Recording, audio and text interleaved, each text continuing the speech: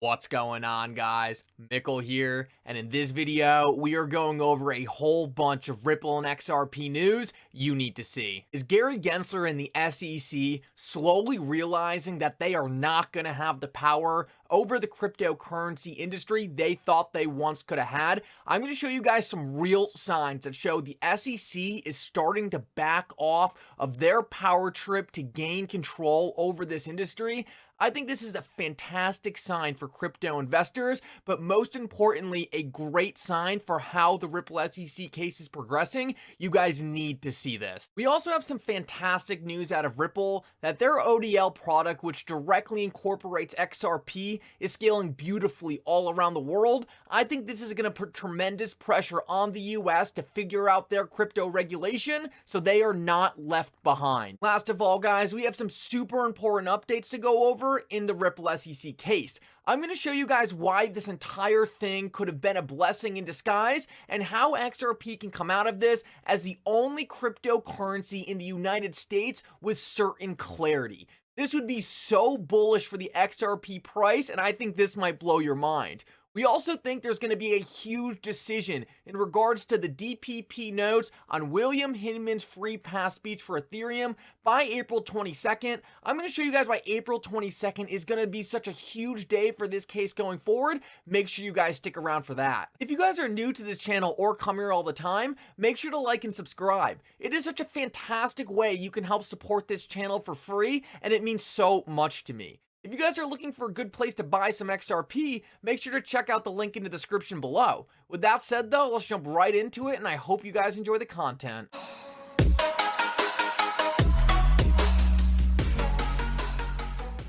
I want to start this video off with this super bullish announcement out of Ripple. I believe this quote right here by Ripple's head of global institutional markets will give you guys a fantastic idea of where this industry is going and why the US needs to figure out their regulations so they are not left behind.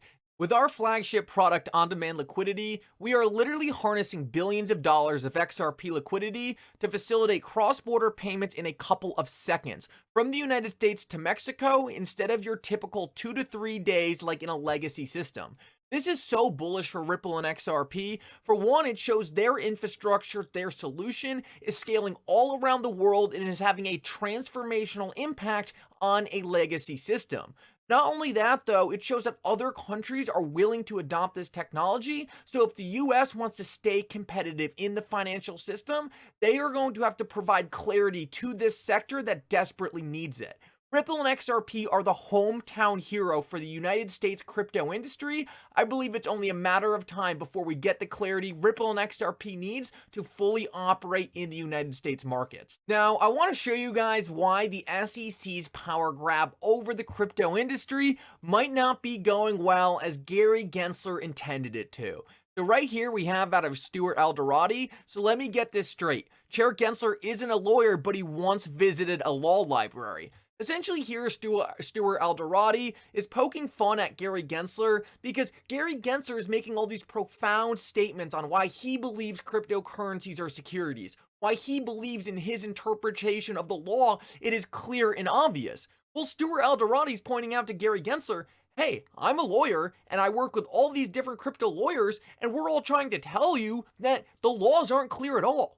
None of us know how we can successfully run a crypto business because your agency is failing to provide us with guidance. He's making fun of Gary Gensler right here, and he's saying, so the guy who isn't a lawyer is saying this is all clear, while all the lawyers are trying to tell you that we need better regulations. On the bright side of this, though, I think the general population, the lawmakers, and the people behind the scenes who are going to put the players in charge to advance the US crypto industry are starting to realize that Gary Gensler simply cannot be that guy. Bill put out this article and he said this shows Gary Gensler has reached his moment of realizing his power grab and overreach has failed. He is now trying to negotiate what much lesser part the SEC can keep in its role of regulating the crypto industry.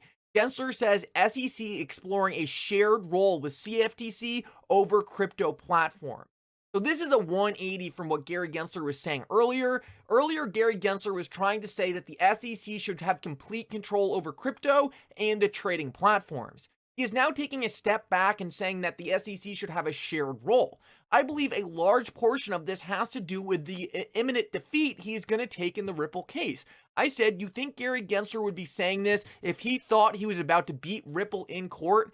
Gary Gensler is now trying to salvage any power the SEC will have left after Ripple beats them in court. If he was confident that the SEC was going to beat Ripple, he would be going out and saying that the SEC should have full authority over the crypto industry, and that is because he would be doing this off the back of one of the biggest lawsuits in history. Instead, though, he is taking steps back and trying to retain any power that he thinks he should have. And he is likely doing this because he realizes that there are not a lot of good chances he is going to come out of the Ripple case with any positive impact. This is definitely a good sign for us XRP holders, but probably not such a good sign for Gary Gensler's SEC. Let's move on though, and I want to show you guys why I believe this lawsuit could have actually been a blessing in disguise.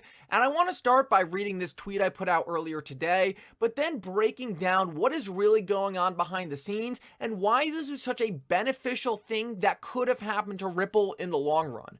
I tweeted out, if it wasn't for the Ripple vs. SEC case, the future regulatory status of crypto would have been decided by corrupt politicians. Instead, though, the judicial outcome of this case will create a new standard for crypto assets going forward. This will be called the Ripple test. This is a blessing in disguise, #XRP. And what I was trying to put forth here is that if it wasn't for this case right here between Ripple and the SEC, it is very likely that the new crypto regulations would have been created by politicians, and simply we would have had to hope that politicians would come together and create some reasonable crypto framework. This is something I personally have zero confidence in.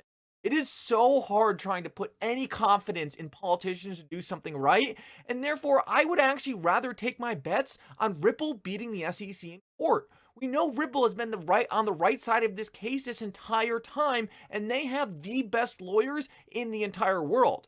Not only that, but the SEC is piled in corruption. And therefore, if Ripple can create a new standard for the crypto industry to follow by beating the SEC, and we have a fair trial that can provide us the guidance for crypto to carry out its business model in the US, then I think this could actually end up being an extremely positive sign. I mean, think how badly the politicians could have messed this up. I would much rather have this case dictated by Ripple's top tier lawyers and a neutral judge going against a corrupt government agency rather than a corrupt government agency providing Ripple with the rules they have to follow. This puts Ripple in charge of their own destiny, and I am so confident in everything I've seen the Ripple team and their lawyers doing thus far. And I just want to show you guys this easy diagram to kind of visualize this. Before this case, we knew one thing was for sure, and that was that XRP had zero clarity. There was no rules in place, and now the SEC is even trying to say that they didn't provide any clarity on Bitcoin and Ethereum. So right now in the US, we've got a big nothing burger. Nothing is clear, no one knows what's allowed, no one knows what crypto assets can be used and for what purpose. It's a giant state of confusion, and that's what's preventing the big money from coming in. They need rules, they need regulations, or they won't be able to touch this.